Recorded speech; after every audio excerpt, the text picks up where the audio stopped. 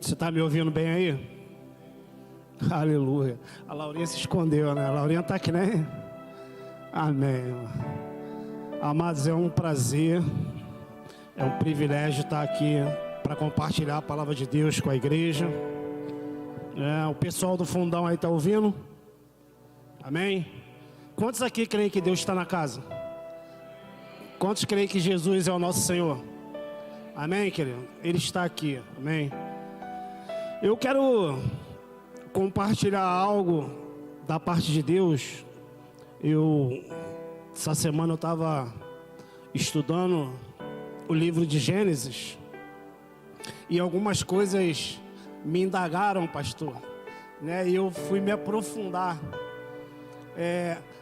porque o livro de Hebreus, capítulo 12, eu vou pedir a ajuda dos midianitas para me ajudar aí na tela, porque Hebreus 12, a palavra de Deus vai dizer que Jesus Cristo, Ele é o autor e o consumador da nossa fé. Ou seja, Jesus Cristo, Ele é aquele que não só escreveu a nossa história, mas Ele foi até o final, né? A uma morte e uma morte de cruz. Ele disse, está consumado. Então Ele não só escreveu, mas Ele também foi o consumador da nossa. Amém? E eu quero trazer 3 pontos, amado. E eu quero que de verdade você abra o seu coração e peça a Deus para te dar direção, para que você possa entender essa palavra. Porque eu quero trazer 3 pontos nessa noite, para nós falarmos sobre os movimentos de Deus. Então, o Evangelho de Lucas, capítulo 19, versículo 10, vai dizer assim: porque o Filho do Homem veio buscar o que se havia perdido. Ou seja, o tema dessa mensagem é: Deus está em movimento. Porque quem está falando aqui é Jesus, amado. Jesus está na casa de Zaqueu. E Zaqueu se converte ao Senhor. E aí Jesus vai falar: esse também agora é filho de Abraão. E nessa noite chegou salvação nessa casa. Amém? Quantos aqui já entregaram a sua vida ao Senhor? Porque chegou salvação na sua casa. Então, quando a palavra diz o Filho do Homem veio buscar e salvar, a palavra buscar aqui quer dizer o quê? Aquele que sai em busca, aquele que vai buscar algo ou alguém. E nesse caso específico, Jesus está vindo buscar a humanidade, aquilo que se perdeu lá no paraíso.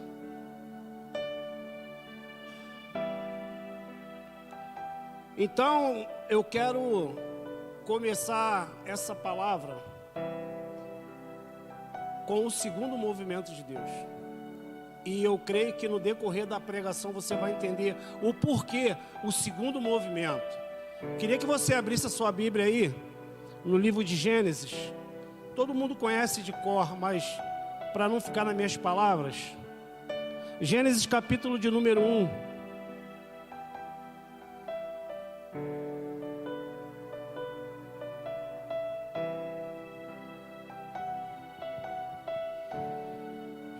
No princípio criou Deus os céus e a terra. Ou seja, Deus criou tudo o que eu e você conhecemos, e Deus criou tudo aquilo que eu e você ainda não conhecemos. Quantos aqui estão vindo para a escola bíblica? Eu não sei se para as mulheres a aula é a mesma, mas nós estamos falando de tecnologia, né, Padre? Já há 2 semanas, pelo menos, é que eu estou voltando aí. 2 semanas, amado, falando de tecnologia. A nossa vida hoje está no smartphone, amado. É carteira de habilitação, é conta de banco, né? É empresa, é documento do carro. A nossa vida está aqui, amado. Mas eu quero que você entenda que por mais que a tecnologia esteja avançada, o homem, o ser humano, continua descobrindo coisas que Deus criou. Amém? Então, eu quero que você agora abra sua Bíblia em Gênesis e pula lá para o versículo 18.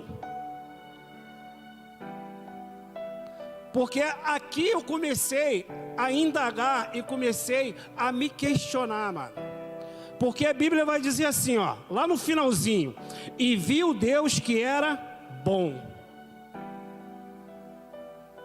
Deus está falando de tudo aquilo que Ele criou, né? E para governar o dia e a noite, para fazer separação, e viu Deus que era bom. Mas a minha pergunta, pastor Gerson, é a seguinte: por que Deus diria bom para algo que Ele criou? Por que Deus não se classificou como e viu Deus que era perfeito? E viu Deus que era excelente? Mas não, a Bíblia diz que Deus viu que era bom, aquilo que Ele mesmo criou. Ou seja, eu meditando, e eu comecei a me aprofundar e vi que na Bíblia, na palavra de Deus, naquilo que Deus determinou para mim e para você, padrinho, como uma bússola, como um direcionamento, como a palavra. Porque o próprio Jesus vai dizer que Ele é o caminho, a verdade e a vida. E aqui está a palavra do nosso Senhor. Amém, irmão? Então, amado, eu meditando, eu vi que dentro desse livro há duas cosmologias: a de Gênesis e a de Apocalipse. Por isso eu comecei com o segundo movimento de Deus, porque começou com a criação, aquilo que Deus criou. Só que aquilo que Deus criou é bom. Porque se você analisar, parece dois planetas totalmente diferentes. Porque a cosmologia de Gênesis tem dia e noite. Tem sol, tem lua, tem estrela, tem tarde, tem manhã. Porém, o homem, o ser humano que Deus formou e criou, desobedeceu a Deus. E aí tudo que Deus criou vira um caos, vira destruição. Aí começa guerras, lutas, pestes, doenças e morte. Só que na cosmologia de Apocalipse, tudo é perfeito, tudo é eterno. A palavra de Deus diz o quê? Deus enxugará as suas lágrimas, não haverá mais morte, nem dor, nem pranto, porque as primeiras coisas passaram. E aquele que está sentado ao trono disse: eis que faço nova todas as coisas. Você pode dar glória a Deus por isso? Deus tem coisas novas para mim e para a sua vida, amado. Aquilo que passou, está no passado. Agora Deus vai dizer que Jesus, Ele foi fazer morada, e um dia vai vir buscar a gente para morar com Ele na eternidade. Aí a minha pergunta é: Deus se agrada mais, ou a preferência de Deus é aquilo que é temporal ou aquilo que é atemporal? O que está nesse momento em colapso, em total destruição, ou aquilo que vai durar para a eternidade, de eternidade em eternidade? Quantos aqui creem que Deus tem uma vida eterna para nós? Amém, querido? Tome posse disso, porque a nossa fé, ela é o firme fundamento do que nós não vemos, mas nós cremos que um dia vamos estar com Ele. Amém? Aí a minha pergunta, eu estudando, meditando, aí eu me perguntei: se é eterno, por que pessoas têm o poder de ceifar vidas? Ou por que nós morremos?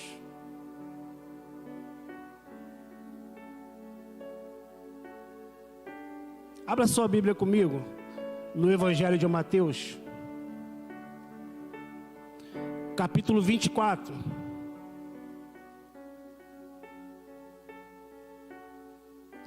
Versículo 6. Porque, amada, a grande verdade é uma: a Terra, o planeta que a gente mora, está um caos, amém? Todos concordam com isso? Sim ou não? Está um caos, amado, prestes a acabar. A verdade é essa.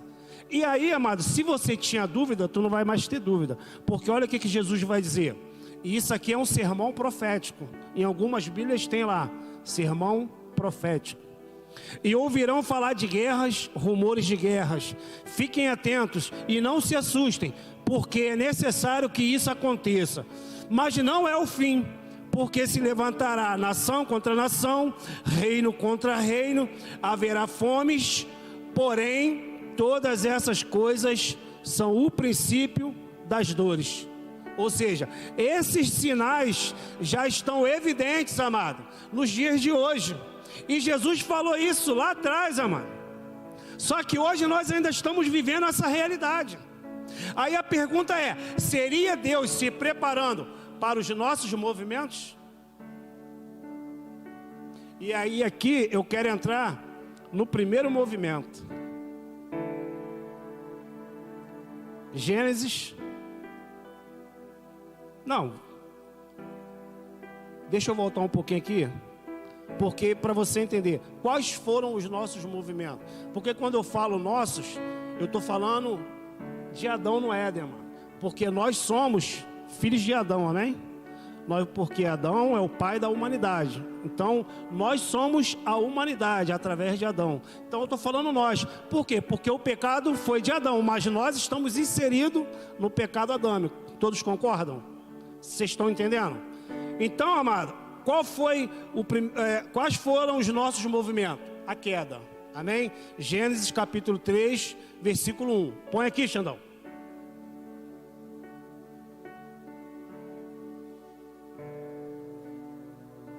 Ora, a serpente era mais astuta que todos os animais do campo, que o Senhor Deus tinha feito. E esta disse à mulher, é assim que Deus disse, não comerás de toda a árvore do jardim? Ou seja, a serpente engana a mulher, Adão se deixa manipular pela sua esposa, porque ele permitiu, amém? Ele permitiu, e aí o pecado se estabelece na humanidade. Lembrando, tá? Que quando Deus deu a ordem a Adão de lavrar e cultivar a terra, a mulher ainda não existia. Deus, quando levou Adão e falou, agora você vai, a mulher não existia. A mulher, ela só foi existir lá em Gênesis 2:17. É isso, a mulher ainda não existia. Aí, Paulo vai dizer em Efésios capítulo 5, versículo 23. Porque o homem é o cabeça da esposa, como Cristo da igreja. Ou seja, esposas, vocês, mulheres honrosas, mulheres submissas, mulheres companheiras, sabe, querido? Não se engane, porque é o marido é que vai prestar conta da sua família, sabe? Quando começa a ter desavença, a gente tem que chegar num bom senso, e isso eu tô me colocando, eu e minha esposa também, tá, mano? Porque nós não somos perfeitos, não, mas a mulher tem que entender que a autoridade é do marido. E tudo que acontecer, a responsabilidade é do marido. Você está entendendo? Até porque, amado, nós rompemos com Deus lá no paraíso. Então agora isso aqui me traz para o primeiro movimento. Qual é o primeiro movimento de Deus, André? Abra sua Bíblia aí. Primeira carta de Pedro. Capítulo 1, 18 até o 20, a gente vai ler.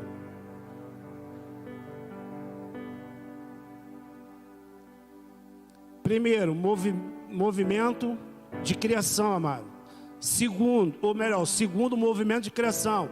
E agora a gente vai ler o primeiro para que vocês venham a pensar, a raciocinar comigo.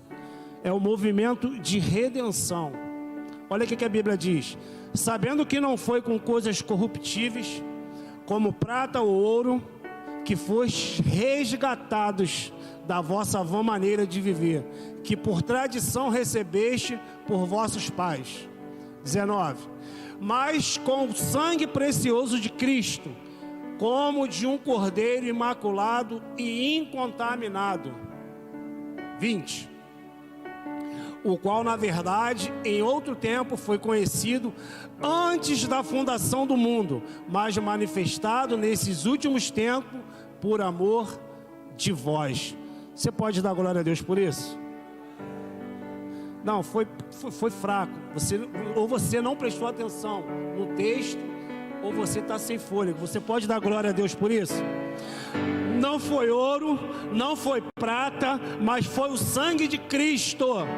Antes da fundação do mundo, Jesus Cristo decidiu por mim e por você. Antes de Deus dizer haja luz, Jesus Cristo disse haja cruz, para que eu e você fôssemos resgatados. E Pedro deixa bem claro isso. Não foi ouro nem prata, mas o sangue precioso de Cristo, como de um cordeiro antes da fundação do mundo. Ei, a humanidade só é possível na cruz, porque antes da fundação, Deus já era o cordeiro, Jesus já era o cordeiro de Deus. André, tem mais algum versículo que você pode? Tem, amado. João Batista disse, em João capítulo 19, versículo 10, Jesus disse, em João 19, 30, está consumado, e inclinando a cabeça, entregou o seu espírito.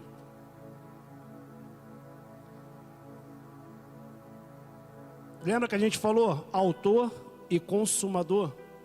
Aqui Jesus consumou a nossa história. Pai, está consumado. Aquilo que a gente planejou no céu, Pai, quando nós se reunimos e falamos, façamos o homem a nossa imagem e semelhança, e nós sabíamos que se o homem ia pecar, e nós já sabíamos disso. Então, por isso, antes de criar, eu, Jesus, o Filho, decido ser o cordeiro vivo, o cordeiro imaculado, sem mancha, sem ruga, incontaminado. Você está conseguindo entender? Jesus nos amou, mano, muito antes da gente existir.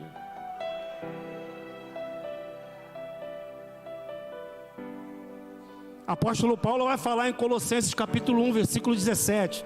Ele existe antes de todas as coisas, e nele tudo subsiste. Ou seja, Assis, tudo que existe, só existe porque Jesus é o Cordeiro de Deus. Senão nada do que foi feito se fez. Quantos aqui nasceram no berço evangélico? Só Radassa, né? Glória a Deus.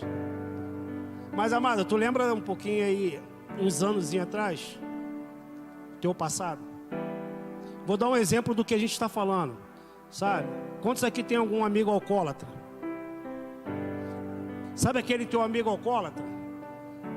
Então, a gente está aqui agora, nesse momento, aquele teu amigo alcoólatra, agora nesse momento, está num bar bebendo, enchendo a cara, sabe? De repente, aquele teu amigo que tu sabe que é ladrão, enquanto a gente está aqui louvando, adorando a Deus, ele está roubando, assaltando, de repente sequestrando alguém. Sabe, os homossexuais, os adúlteros, os fornicadores, os estripadores, os pedófilos. Então, essas pessoas, amado, só existem porque Jesus Cristo decidiu ser o Cordeiro de Deus. E não se engane, um dia eu e você fomos assim, inimigos de Deus, transgressores da lei. Mas para a glória de Deus nós fomos alcançados pelo sangue do Cordeiro.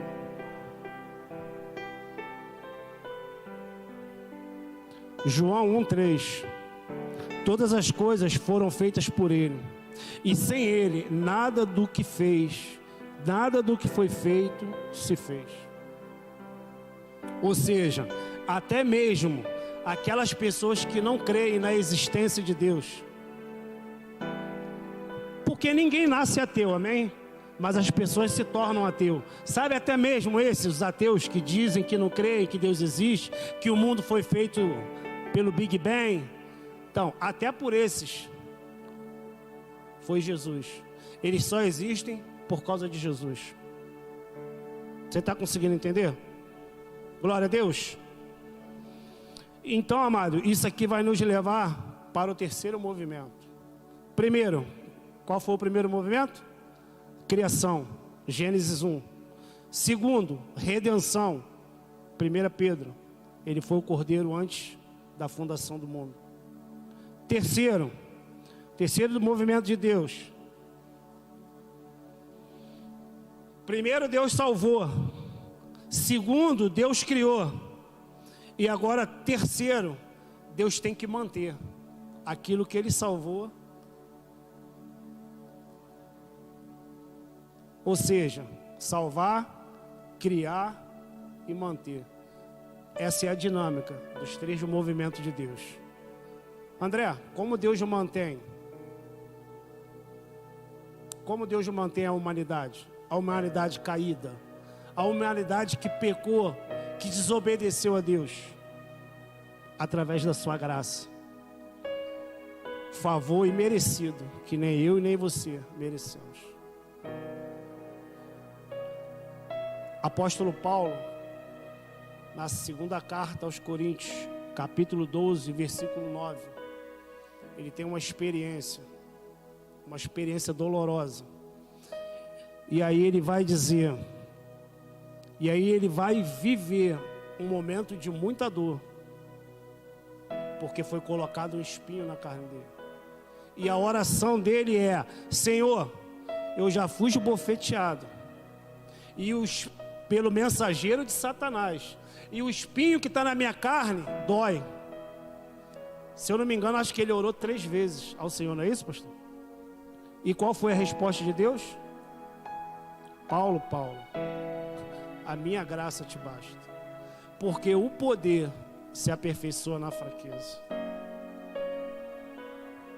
Ei, eu tenho aprendido isso na pele, querido. Independente das tuas lutas, das tuas guerras, das tuas dores, sabe, querido, não murmure, não reclame, agradeça, porque a graça do Senhor, ela nos basta. A graça de Deus, ela é suficiente para a minha e para a tua vida. E a palavra é bem clara, amado: o meu poder se aperfeiçoa na fraqueza. E quando nós estamos fracos, é aí que Jesus opera na nossa vida. Amém? Agora eu quero compartilhar. Bota aqui para mim, Alexandre. Romanos capítulo 3. Para nós entendermos e se aprofundarmos um pouquinho. Para a gente entender quem nós somos sem Deus. Romanos capítulo 13, Xandão. A partir do versículo 10. 10, ô.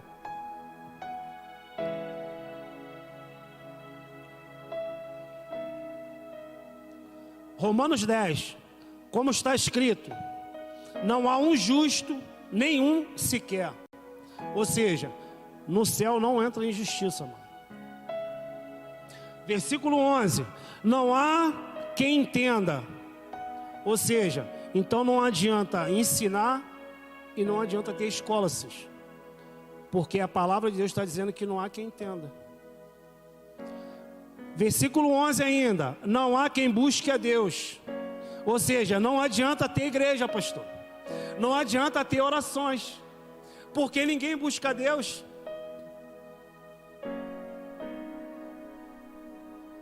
Versículo 12: todos se desviaram ou se extraviaram, em algumas versões.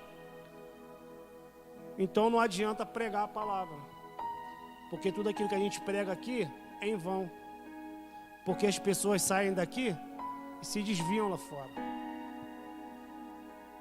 Não há quem faça o bem, ou seja, não há bondade no mundo. Versículo 13: a garganta é sepulcro.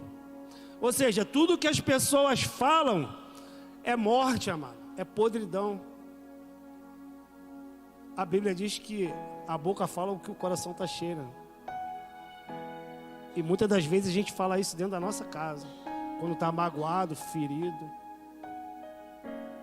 Com a língua engana, ou seja, só falam mentira.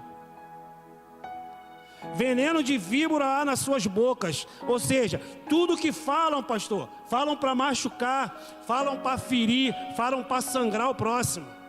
Porque falam com prazer, com maldade. Versículo 14: a boca deles é cheia de maldição. Ou seja, tudo que falam é para destruição e maldade. Versículo 15: os pés correm para derramar sangue. Olha a profundidade desse versículo. Os pés correm para derramar sangue. Por quê, André? Porque o homem é assassino por natureza. Gênesis 4:8. Quantos lembram? Caim e Abel, amado. Primeiro assassinato na terra. Um irmão mata o outro por ciúme. Porque sem Deus a gente é assassino por natureza. Jeremias 17:9 vai dizer: enganoso é o coração e perverso, quem o conhecerá? Meu Deus, não se engane. O homem é assassino, é cruel, é perverso, se ele não tiver Jesus no coração, se ele não se converter ao Senhor. Porque nós, amados, que caminhamos com Cristo, muitas das vezes saímos da graça, esse favor que é derramado sobre nós, e discutimos e falamos o que não devemos para nossas esposas, para nossos filhos e até para os nossos amigos. Imagina um homem na sua natureza caída. Versículo 16: no caminho do homem só existe destruição e miséria. E essa aqui é a maior realidade que nós já estamos vivendo hoje, não só no Brasil, amado, mas globalmente, no mundo inteiro. Destruição e miséria, diaconizando. Versículo 17: os homens não sabem o que é caminho de paz. Ou seja, o homem só vive em guerra. Seja na política, seja nas comunidades, seja na sua família. O homem por si só vive em guerra, ou por qualquer outra coisa.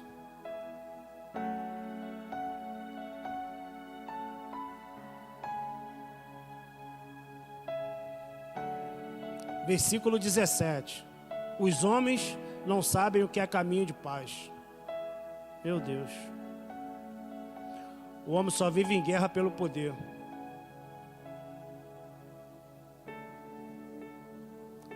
Mas Jesus Cristo, o meu e seu Senhor, Ele nos dá a paz que excede todo entendimento. Mesmo diante das lutas, Vanderlei, mesmo diante dos desafios, mesmo diante das guerras, pastor, mesmo diante das adversidades, mesmo diante da necessidade que a gente venha estar passando, no momento que você dobrar o teu joelho, no momento que você se render ao Senhor, a paz de Cristo vai exceder todo o seu entendimento.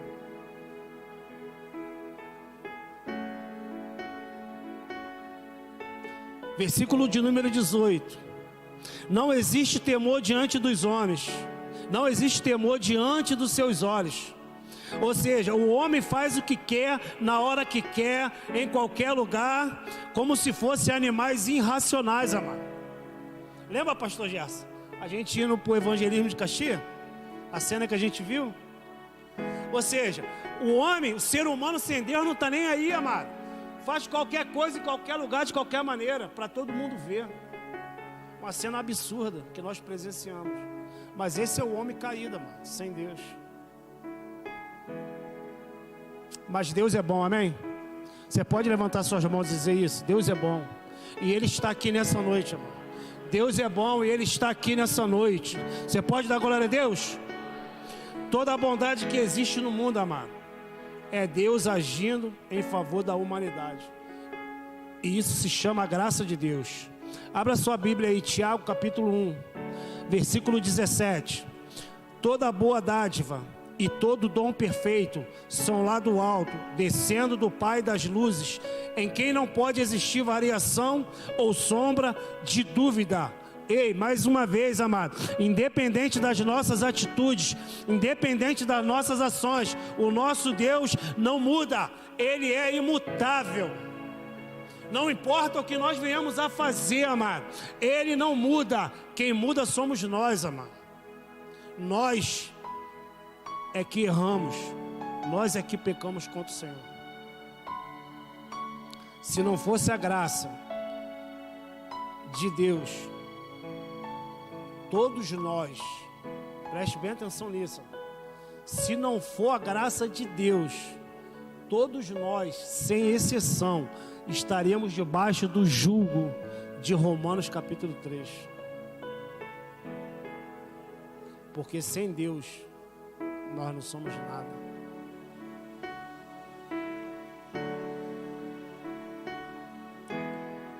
Porque essa é a natureza do homem sem Cristo. E aqui eu quero abrir um parênteses, amado. Deus está mantendo os ímpios vivos, porque eles precisam ouvir a palavra da salvação. Deus está mantendo os ímpios vivos, porque eles precisam ouvir a palavra da salvação. Assim como eu e você, um dia ouvimos e entregamos a nossa vida ao nosso Senhor e Salvador, Jesus Cristo. Deus está mantendo a igreja na terra. Presta bem atenção nisso também, amado. Deus está mantendo a igreja na terra, porque eu e você ainda precisamos pregar a palavra de Deus, não aqui dentro, amado, mas lá fora, para essas pessoas, para que eles venham se arrepender e se converter dos seus maus caminhos. Por isso Deus ainda está mantendo a igreja na terra, porque eles precisam ser alcançados. Amém, querido? E aqui eu quero começar a finalizar por causa do tempo, que a gente não tem muito tempo. Mas eu quero começar a finalizar dizendo que o primeiro movimento de Deus, primeiro, é a redenção. Segundo, a criação. E terceiro, a manutenção. Primeiro movimento, movimento de redenção. Segundo movimento, o movimento da criação. E o terceiro, o movimento da manutenção. Ou seja, para Deus criar, Ele precisou salvar. Para Deus salvar, Ele precisou manter. E para Deus manter, Ele precisou morrer na cruz, por mim e por você. Não se esqueça, mano.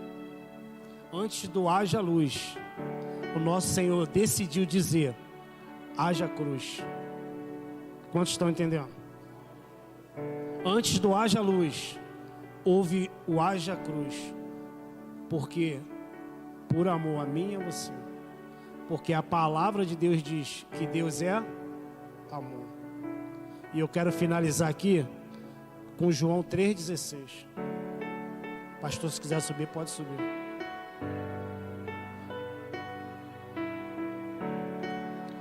Porque Deus amou o mundo de tal maneira que deu seu Filho unigênito, para todo aquele que nele crê, não pereça, mas tenha a vida eterna. Quantos querem ter a vida eterna? Então continue caminhando com o Senhor, amado. Porque Ele vai continuar dizendo: porque Deus enviou o seu Filho ao mundo, não para condenar o mundo, mas para que o mundo fosse salvo por Ele. E o mundo aqui está dizendo de humanidade, amado. Deus enviou Jesus para salvar a mim e a você, para que nós viéssemos nos reconciliar com o Cordeiro, para ter uma vida com Ele. Você crê nisso? Você recebe essa palavra? Você pode aplaudir ao Senhor?